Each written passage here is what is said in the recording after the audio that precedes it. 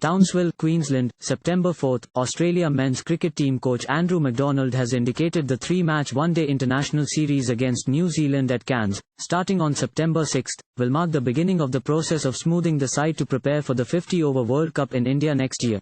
Australia recently took the ODI series with Zimbabwe at Townsville 1-1. However, the hosts were able to take some major points and managed to upset the hosts, with the spinner who is part-time Ryan Burl taking 5 wickets in the final ODI.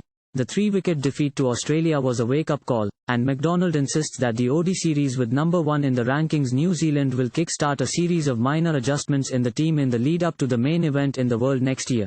Australia made only one change in its series win over Zimbabwe, with Mitchell Marsh returning to Perth to treat an ankle injury of a minor nature. Left-arm spinner Ashton Agar replaced him after captain Aaron Finch indicated he wanted the batting lineup of the team to run in depth, with all-rounders Marcus Stoinis, Glenn Maxwell, Cameron Green and Marsh all a part of the winning team. You'll observe that the composition of our team began shifting from game to match at times, making sure we're covering all areas. McDonald was quoted by the West.com.au in advance of the game against New Zealand. He said, "With the limited number of matches left prior to 2023's World Cup, there aren't many chances left and only slight changes are feasible. We don't have a heck of many of cricket before the 2023 World Cup. We've played around 20 games and that's reduced to the teens. We've not had many chances to ensure that we're prepared and ready for this. We think that the group in the country, vs New Zealand, is going to support that with some of those obvious individuals who aren't present." AKM, 888,110,888 Townsville, Queensland, September 4. Australia men's cricket team coach Andrew McDonald has indicated the three-match one-day international series against New Zealand at Cairns, beginning September 6, will be the beginning of the process of streamlining the side for the 50-over World Cup in India next year. Australia recently won the ODI series against Zimbabwe at Townsville 2-1, but the visitors too had some big takeaways, managing to upset the hosts, with part-time spinner Ryan Burl taking 5 wickets in the final ODI.